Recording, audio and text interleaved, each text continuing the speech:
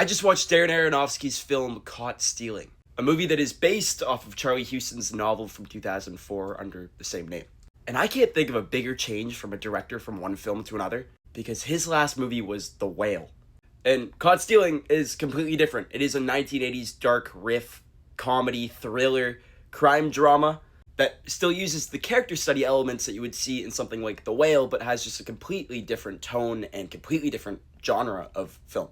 And I think that's what makes Darren Aronofsky one of the best directors of our time.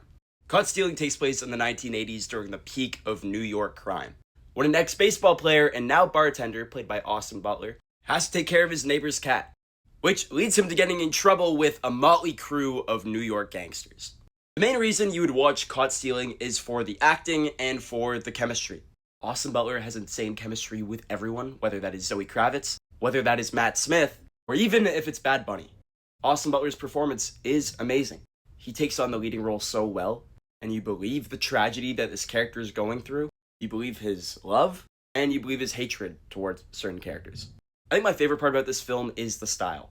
That 1980s New York is given off, first of all, through it being shot on film, but the cinematography also gives off this perfect representation of this dark and gritty 1980s New York.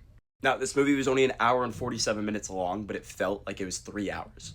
The first act was extremely fast, and I felt like it flew by. But then we got to the second and third act, and it almost felt like this movie ended 4 different times, which is as much a positive as it is a criticism.